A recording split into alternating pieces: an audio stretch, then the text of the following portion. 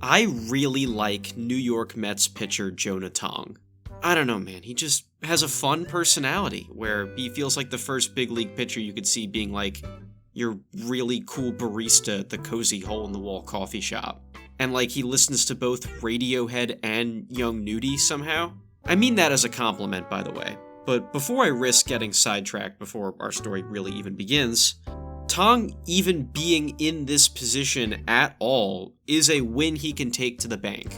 For all intents and purposes, he was never supposed to make it this far in the first place. He was topping out at 85 miles an hour as a right-handed pitcher his senior year of high school, and wasn't good enough to qualify for his native Canada's national junior team. He also initially wasn't even allowed to play for his high school baseball team because of some weird local rules, so he tried out for the badminton team instead, and got cut. Those guys have trouble finding D1 opportunities these days, let alone finding themselves on a major league path. Particularly in a world where the best and brightest shine at younger and younger ages. Tong's perfect game page being as barren as it is wild, because look at this little detail and nothing else. They don't even have a clue where his college commitment was, and for a guy of that low a profile to eventually reach the majors is so bizarre in this day and age. He was committed to North Dakota State, by the way, after taking a post-grad year, improving on his mechanics, finding a Canadian prep team to play for just to get exposure, didn't even really see himself as a draft prospect anyway. He gave himself a 5% chance of getting drafted the day before the MLB draft, and then still went in the 7th round to the Mets, and was the game's most dominant minor league pitcher 3 years later. Tong's rookie numbers weren't even all that special, but this is a kid who was never supposed to be here, especially not now. When he pitched pretty well in his MLB debut, he was thrilled to know he earned more chances. Sweet. 2 games later, he faced one of the most dominant pitchers in history. Another guy who rose through the ranks with the Mets and was never ever supposed to be in the shoes he'd later find himself in. The past, present, and future all converging at Citi Field in Queens. I was fired up for this. I flew up for the game from out of state, I'm not even kidding. Jonah Tong is one of my favorite young pitchers I've ever seen. Not even just because of what he does on a mound. Jacob deGrom may be my favorite pitcher I have ever followed in baseball. Through 2 years of college baseball at Stetson University, deGrom was decidedly not a pitcher. He was a shortstop, and wanted to stay a shortstop. His pitching talent was only discovered when he stepped on a bullpen mound despite his college teammates saying he, a light-hitting shortstop, could throw harder than all of them, and then he did it.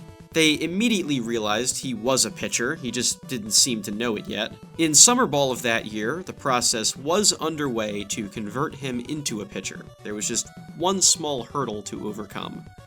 Jake refused to be a pitcher. The coaching staff realized he was their best pitcher, though. Jake still asked if he could play shortstop instead. He was actively learning how to be a starting pitcher while the consensus best pitcher on the whole team. Some of us up in the press box were a little surprised to see you come out in the 9th, only because of so many pitches. You were up over 100 at that point. I think you finished up around 132.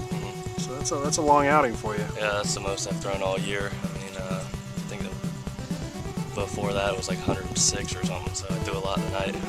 What was working for you out there tonight? I was mainly just throwing a fastball and a slider. 4 years later, he won Rookie of the Year in Major League Baseball as a pitcher for the Mets. After having his first Tommy John surgery within 1 full season of ever even converting to pitching, he settled into a lane as an all-star caliber MLB arm. Already, far better results than anyone could have ever expected for the reluctant pitcher who seemed to prefer his lane as like a lanky defense-first shortstop. deGrom was easily the Mets' best pitcher for the first 4 years of his career, but something changed in year 5. Obviously, he was still the Mets' best pitcher, how could he not be? But his hair got a lot shorter, and it freaked everyone out when he first showed it to the world. But deGrom did claim he was going to throw harder with shorter hair. On the surface, a completely nonsensical claim. Like, yeah, sure, I guess I could slurp my coffee faster if I'm wearing a blue shirt instead of a yellow shirt, but that's the kind of logic Jake seemed to be outwardly portraying about his velo, until he actually did it.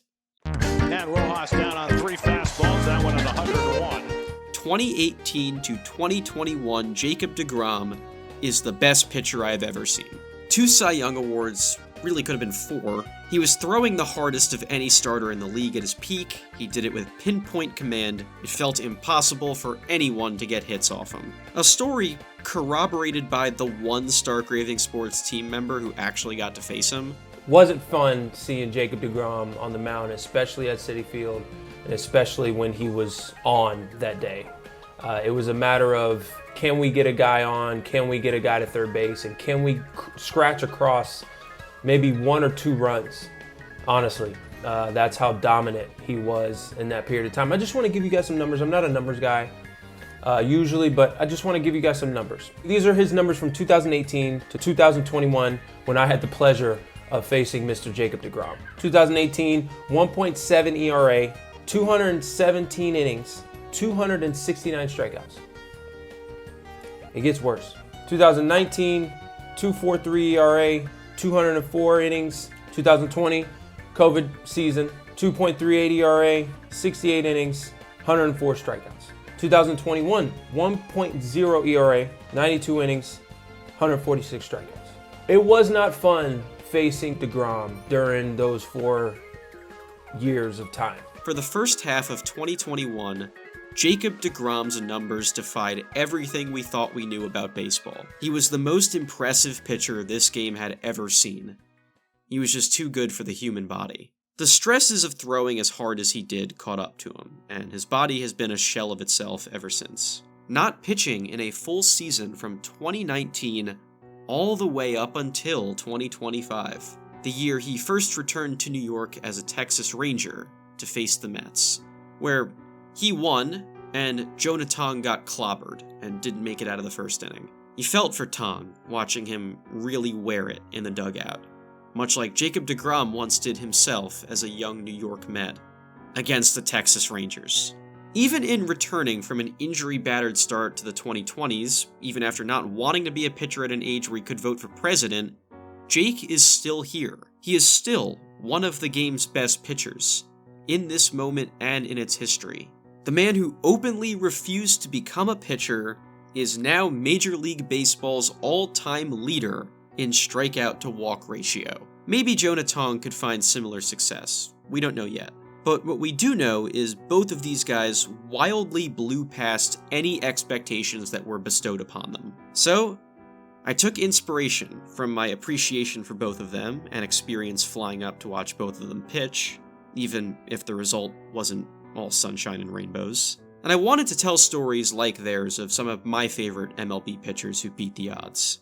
This won't be a definitive list by any means, but these are a handful of stories of guys whose outlooks as pitchers were never viewed all that highly. Some of my favorite stories of guys whose outlooks as pitchers were never viewed all that highly, or maybe weren't believed in outside of a very small circle, or guys who may have had pitching dreams, but talking about them came off like Silly Samuel begging to be taken seriously. But Silly Samuel is a god. We know this, it's well documented, he saved the whole city. He was right. And so are these success stories of guys I would like to uplift as well. We did kinda gloss over that Jacob deGrom is still great at 37 years old after 2 torn UCLs in his right arm, but what if you don't have a UCL? No, like literally, you're born without one. Either that or it straight up disintegrated, which might be even scarier. Doctors were surprised R.A. Dickey could open doorknobs without feeling excruciating pain. So when the Texas Rangers drafted him 18th overall in the 1996 MLB draft and had a doctor examine him just for a general checkup on the guy, they just offered over $800,000 to and a signing bonus. He didn't find a UCL in his pitching elbow. So the Rangers slashed their offer all the way down to just $75,000. He had no choice but to take it. R.A. Dickey did break into the major leagues in 2001, and during his 20s pitching for the Rangers, he was really bad. It was trending towards this story being one of Rangers' incompetence. How could you possibly draft a guy with no UCL and put him in the major leagues to pitch? Of course he's gonna get shelled. So, now in his 30s, an idea was hatched that both Dickey and the Rangers were in support of. His forkball had knuckleball tendencies, so why not just lean into that? I mean, it's not like he could have pitched much worse, so Everyone supported the idea of going back to the drawing board. But going back to the drawing board as a 30-year-old MLB pitcher is such a bad omen. He now has 2 strikes against him for turning in an even okay career. And to make matters worse, he was absolutely mauled in his first game as a full-time knuckleballer. So badly, in fact, that it was the very last time he'd ever pitch in a Rangers uniform. He spent all of 2007 in the minor leagues with the Brewers, and despite being the Pacific Coast League's best pitcher, didn't get a crack in the majors with them. In 2008, he got a shot with the Mariners, and it went fine. Not great numbers, but he got to pitch in his most innings in 5 years, courtesy of it being on a terrible team. But his biggest accomplishment that season was getting the chance to learn from the game's best knuckleballer, when the Mariners matched up against Tim Wakefield's Boston Red Sox. Wakefield kept no secrets about his success, and Dickey improved out of the bullpen for the 2009 Twins. The 2010 Mets gave Dickey a chance as a starter, and he made the most of it. 2010 was the first genuinely good season of Dickey's MLB career, and having that under his belt for the first time as a 35-year-old is insane. He more or less replicated that production again in 2011, this time for a full season. In his late 30s now, R.A. Dickey suddenly became the Mets' best pitcher by a mile, but no one, and I mean no one, saw his 2012 season coming. The first pitcher in MLB history to have 5 straight games of 0 earned runs allowed and 8 strikeouts or more in all of them. Back-to-back one-hitters, 5 complete games and 3 shutouts, which no one had either of those totals in all of 2025, or 2024, or 2023. 20 wins on the mound, the last Mets pitcher to do that, the only MLB pitcher in history with back-to-back starts of 1 hit and double-digit strikeouts, the NL leader in strikeouts and in innings pitched, and the first and only knuckleballer to win a Cy Young Award. 16 years after doctors were shocked he could play baseball in the first place. And 6 years after being kicked to the curb by the Rangers after his first attempt as a full-season knuckleballer ended after just 1 game. The rest of his career was never this good, but he retired after the 2017 season, kicking it another 5 seasons as a league average pitcher who could give you a lot of innings, which made him valuable off the back of that alone. When he departed an MLB mound for the final time, he did so about a month and change before his 43rd birthday, more than 2 decades after having his signing bonus slashed by over 90%, just because the thought of him pitching in the major leagues was that unthinkable.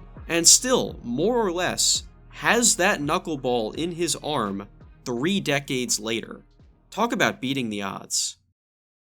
2009 World Baseball Classic. Netherlands versus Dominican Republic.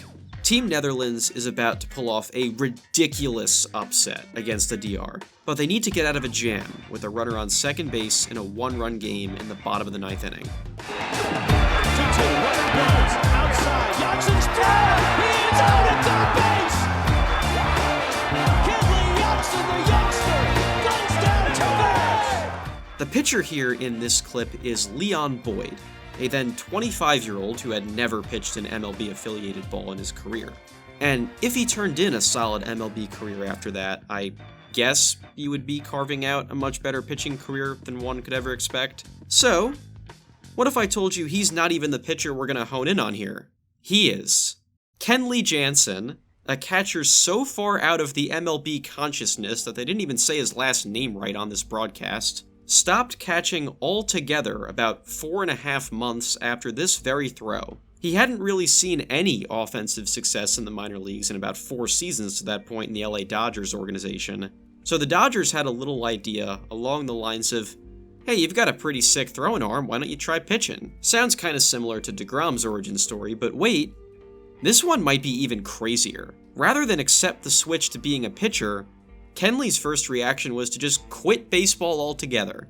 Pitching was that unappealing to him. deGrom just wanted to play shortstop. Kenley was willing to quit the game altogether over this idea. He was feeling down when the Dodgers sent him to work with former Dodger knuckleballer Charlie Huff. Huff didn't teach him to be a knuckleballer like R.A. Dickey, but somehow, some way, He quickly thought of Kenley Jansen as a major league caliber pitcher. Kenley might have hated the thought of it, but he did find it significantly easier to learn than catching. 1 month after his final game as a catcher, a guy who wanted to quit instead of becoming a pitcher suddenly took a minor league mound with at least one believer in the right place. His initial numbers as a minor league pitcher were a work in progress. He threw really hard, so he could bulldoze his way into some strikeouts, but that seemed to be about it. The Dodgers sent him to the Arizona Fall League, where he saw similar, not great results. But for some reason, the Dodgers believed in him enough to put him on the 40-man roster and give him a chance to make the big league team in 2010. He didn't, because he only learned how to pitch like 6 months ago and really only had one pitch type. A hard cutter that he would lean on over 80% of the time at his peak usage of the pitch. For as nasty as that one pitch could be, it was still only just one pitch. Someone in the Dodgers organization comped him to Mariano Rivera, the greatest relief pitcher ever who made a living just off throwing one cutter himself. But like, can we pump the brakes here? They thought they had a major league caliber arm, sure, but like, no one actually expected him to carve out a career even remotely comparable to Mariano's. You would have to be absolutely out of your mind to levy those expectations on a 22-year-old who's been pitching for under a year. Especially because, remember, he was initially repulsed by the idea of being a pitcher at all. He started 2010 in high A ball, 3 levels below the major leagues. He did break into the majors in the summer of 2010, and was awesome right out of the gate. More than 15 years later, Kenley Jansen is a surefire Hall of Fame relief pitcher. Entering the majors with just one pitch, under a year after he switched to pitching in the first place, Jansen became one of the most dominant relievers of the next decade.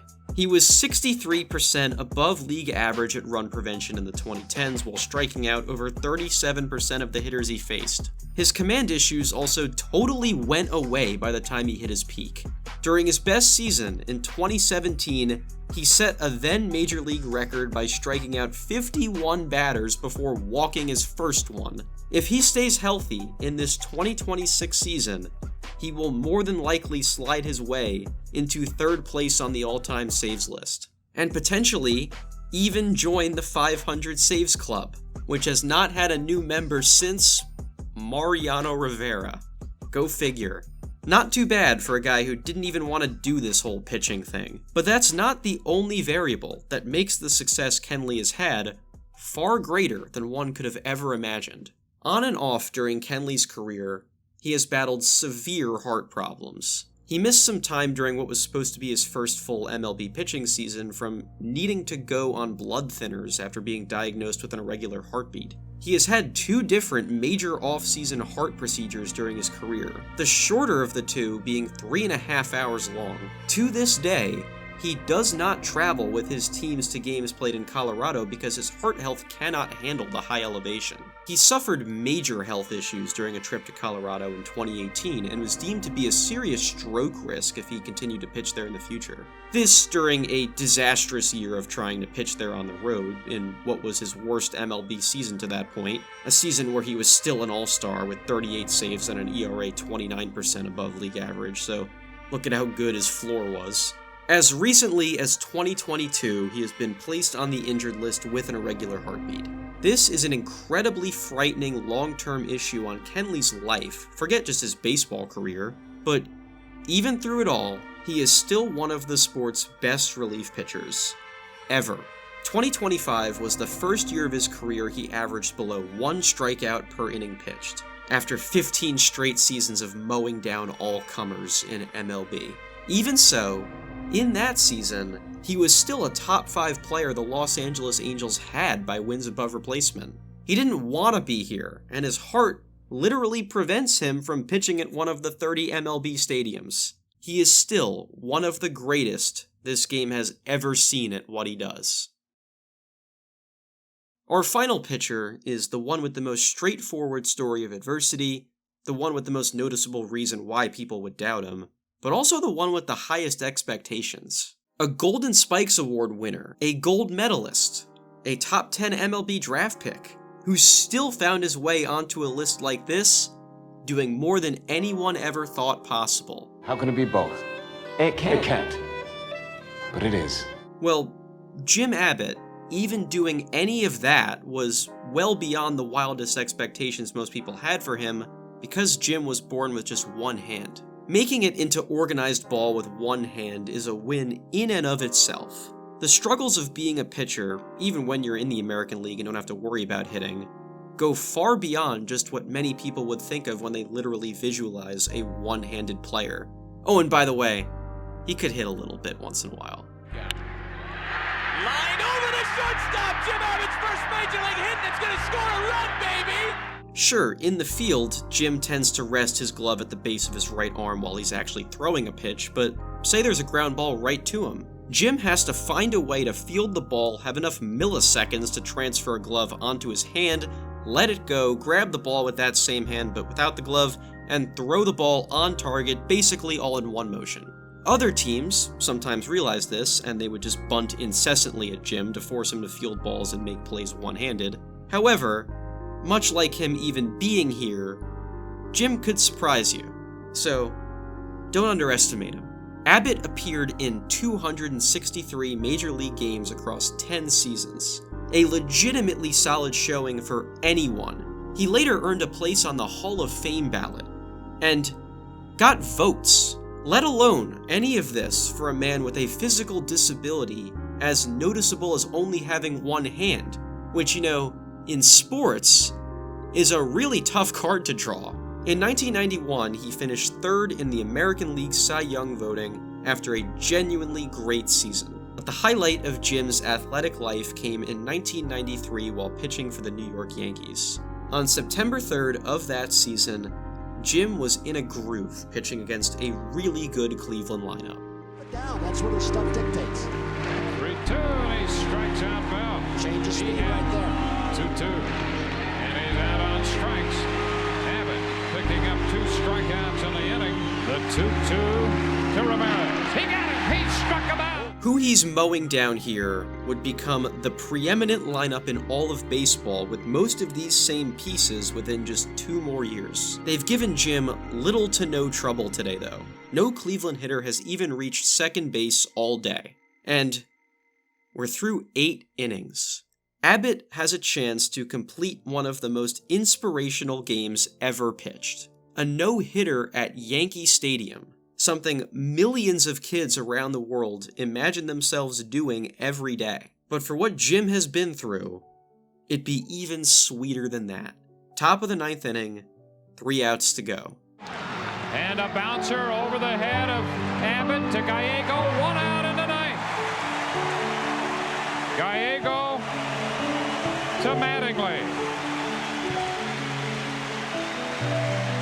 Abbott's pitch. Fly ball, left center field, long run, Bernie Williams, he's there. 2 outs in the 9th. Carlos Baerga steps up to the plate as the potential final out of this game. Baerga is the American League's best hitting second baseman. He turns in a solid career as a 3-time All-Star. He's no slouch of an obstacle for Jim Abbott, with the dream on the line. However, that's the thing about guys like Jim Abbott. The obstacles never stop them. They surpass your wildest dreams of what human beings are capable of. They're told they won't, or maybe more bluntly, can't do things. And they still find a way. And the ground ball to short. Velarde, he did